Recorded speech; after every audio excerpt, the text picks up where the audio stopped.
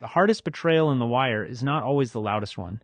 Sometimes it is not even the one where somebody dies. Sometimes it is just a person realizing, too late, that the thing they trusted was never really there. D'Angelo Barksdale is probably the cleanest example of that, because his betrayal does not come from an enemy. It comes from the people who kept calling themselves his family. D'Angelo grows up inside the Barksdale name, and that name is supposed to mean protection.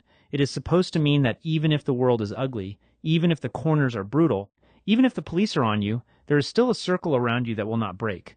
But as the show keeps going, you realize that D'Angelo was never protected by the family. He was used by it. He takes the fall. He does the time. He sits in prison while everyone else keeps moving pieces around the board. And the worst part is that D'Angelo actually starts to see through the whole thing.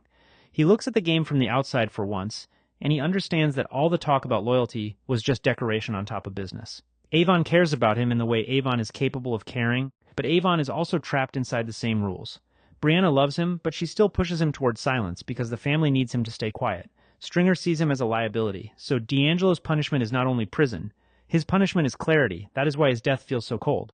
Stringer does not kill D'Angelo in anger. He does not do it because D'Angelo attacked him. He does it because D'Angelo became inconvenient. That is the part that makes it one of the ugliest betrayals in the show. D'Angelo is murdered by the organization he was born into, and the people closest to him are either responsible, manipulated, or too committed to the game to see what they helped create. He finally tries to separate himself from the life, and the life reaches into his cell and takes him anyway. And once D'Angelo is gone, the betrayal does not stay buried. It poisons everything around it. Avon does not know at first, but the audience knows, and that changes every scene between Avon and Stringer afterward. Their friendship already had cracks, but D'Angelo's murder turns the whole thing rotten underneath. Stringer keeps standing next to Avon like a brother while hiding the fact that he had Avon's nephew killed. He keeps talking business, talking strategy, talking about the future, while carrying the one secret that would destroy whatever was left between them. That leads directly into the betrayal between Avon and Stringer, which is painful because both men betray each other from inside the friendship. Stringer gives Avon up to Colvin because he thinks Avon is dragging them backward.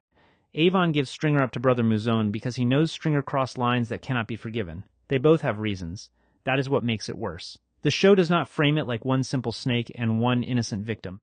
It frames it like two men who built something together and slowly became threats to each other. Stringer wants to become something else. He wants the Barksdale organization to move like a company, to stop bleeding over corners, to stop acting like every insult needs a body behind it. Avon still believes in territory, reputation, and muscle. To Avon, the crown only matters if people know you are willing to defend it. To Stringer, that same thinking is exactly why they keep ending up dead or in jail. They are both looking at the same empire and seeing two different futures. But Stringer's betrayal hits harder because he sells Avon out while still pretending he is the loyal number two. He goes behind him, talks to Bunny Colvin, and gives information that helps the police move on Avon's war. That is not just business disagreement anymore. That is a brother deciding that his brother has become a problem to manage. And Avon's answer is just as brutal. Once he learns about D'Angelo, once he understands how far Stringer really went, he gives Stringer's location away. He does it quietly, almost sadly, because there is still love there. That is the horrible part. Avon is not happy to betray Stringer. He just accepts that the friendship has already been destroyed. Stringer's death works because it feels like the bill finally coming due. Omar and Brother Mouzone pull the trigger, but Avon opens the door. Stringer spends the whole show trying to outgrow the street, and in the end he dies because the street rules never stopped applying to him. He betrayed the game, betrayed Avon, betrayed D'Angelo, and still thought intelligence could protect him from consequence. It could not. But betrayal in The Wire is not only inside criminal organizations. The institutions betray people too, and sometimes those betrayals are even harder to watch because they happen without anyone needing to feel personally evil. Randy Wagstaff is one of the clearest examples. Randy is a kid. That matters because so much of what happens to him gets treated by adults like paperwork, discipline, procedure, or inconvenience. He talks because he is scared. He tries to help because he thinks telling the truth might protect him. And almost every adult system around him fails at the exact moment he needs it to work. Herc is careless with Randy's name. The school cannot protect him. The police cannot protect him. Carver tries, but trying is not enough. Miss Anna's house gets firebombed, Randy loses the only stable home he had, and by the time we see him again, he has hardened into someone almost unrecognizable. That is one of the show's cruelest betrayals because Randy does what children are always told to do. He tells the truth. He asks adults for help. And the reward is that his life gets ruined. The same thing happens with Dookie, just in a slower and quieter way. Nobody betrays Dookie with one dramatic act. He is betrayed by absence. Prez cares about him but cannot save him. Michael cares about him but has his own survival to deal with. The school system moves on. The streets absorb him. By the time Dookie ends up following the same path as Bubbles, the betrayal is almost complete because there is no single person to blame. That is what makes it feel so hopeless. Everyone can say they were limited. Everyone can say they did what they could. And Dookie still ends up abandoned. Michael's betrayal is different because he actually has protection for a while. Chris and Snoop give him something that looks like structure. Marlowe's crew gives him money, status, and a place where his instincts make sense. But that protection is conditional. The moment Michael becomes suspicious, the moment Snoop and Chris believe he might not be completely controllable, he becomes disposable. Michael joined them because he needed power after a life where adults had failed him. In the end, he learns that the people who gave him that power were only loyal to him as long as he was useful. That is why Michael killing Snoop feels less like a victory and more like a final education. He understands the betrayal before it fully arrives. He sees it coming because the game has taught him well. He survives, but survival costs him everything. He loses Bug. He loses Dookie. He loses any chance of being a normal kid. The betrayal is not only that Marlowe's world turns on him. It is that the world shaped him into someone who could see the betrayal coming and handle it. Wallace is maybe the most painful version of that same lesson because Wallace does not see it coming until the room is already closing in. Wallace is not built for the game, and the show tells us that early. He has guilt, he has tenderness, he takes care of younger kids, he is disturbed by Brandon's tortured body. He wants out, even if he does not fully know what out means, and for that, he becomes a risk. The betrayal of Wallace hurts because Bodhi and Poot are not strangers. They are his friends, they grew up together, they laugh together, they stand on the same corners. But when the order comes down, friendship is not strong enough to overpower the rules of the organization. Bodhi tries to perform hardness because that is what he thinks he has to become. Poot is the one who finally shoots because Bodhi hesitates. That detail is disgusting in the most human way. Neither of them really wants to do it, but they do it anyway. Wallace begging them is one of the most brutal scenes in the whole series because it strips away every lie about the game being clean or honorable. This is not soldiers fighting soldiers. This is children killing another child because older men created a world where fear travels downward. Stringer gives the order. Bodhi and Poot carry it out. Wallace pays for everybody else's discipline, and the betrayal does not leave Bodhi untouched. Years later, Bodhi's own death feels connected to Wallace, not in a neat revenge way, but in a spiritual way. Bodhi once believed in the structure. He believed that if you stood tall, followed rules, did your job, the game would at least make sense. By the time Marlowe's people are killing people for almost nothing, Bodhi realizes there is no code left. He is betrayed by the same game he served. He gave his youth to it, killed for it, went to prison for it, and the game still leaves him alone on a corner with no real protection. That is what makes Bodhi's last stand so strong. He does not suddenly become innocent, and the show does not ask us to forget what he did, but he becomes clear-eyed. He sees that the new world has no room for someone like him. Under Avon, brutality at least came with a recognizable order. Under Marlowe, fear replaces structure. Bodhi is betrayed by the evolution of the street itself. The rules he accepted become useless, and by the time he notices, it is too late. Proposition Joe's betrayal by Marlowe is another case where the victim is far from innocent, but the betrayal still lands hard because Joe believes he can civilize a predator. Joe thinks he can teach Marlowe the value of cooperation. He brings him into the co-op, he connects him to the Greeks, he shows him how the money works. Joe is clever, patient, and experienced, but he makes one fatal mistake. He assumes Marlowe wants stability. Marlowe does not want a seat at the table. He wants the table removed. Joe treats Marlowe like a younger businessman who needs guidance. Marlowe treats Joe like a locked door with useful information behind it. Once Marlowe has the connect, Joe's usefulness ends. That betrayal is cold because Joe basically helps build the weapon that kills him.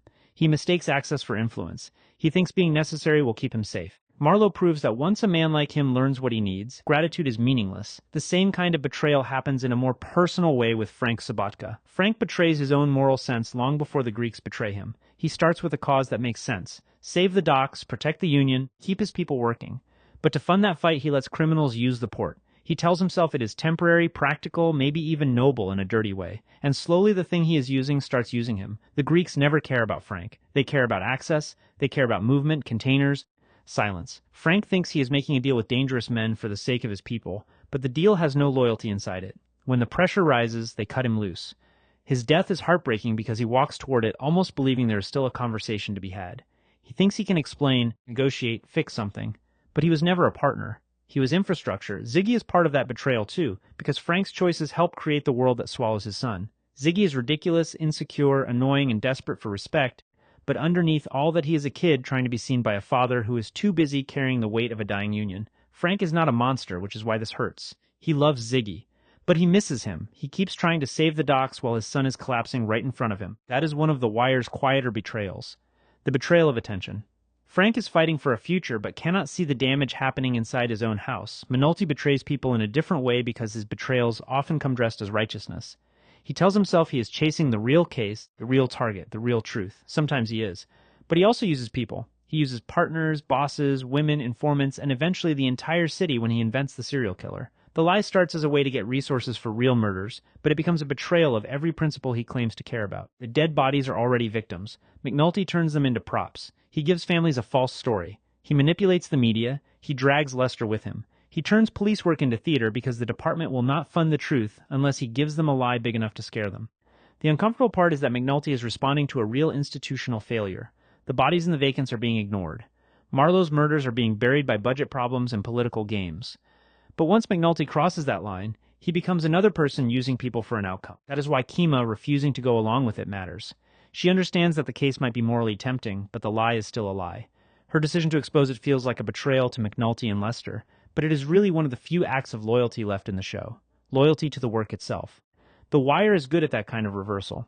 Sometimes the person who snitches is the only one not betraying the thing everyone claims to believe in. The newspaper storyline gives another version of betrayal, and it is less bloody, but still ugly. Scott Templeton betrays the truth for attention. He invents details, shapes stories around himself, and climbs because the institution rewards the appearance of greatness more than the discipline of accuracy. Gus sees it, but the system does not want to hear it. The betrayal is not only that Scott lies, it is that the paper, which is supposed to expose lies, protects the liar because his lies are useful. That connects back to the whole city. The Wire keeps showing people being betrayed by the things that are supposed to protect them. The police betray citizens when stats matter more than safety.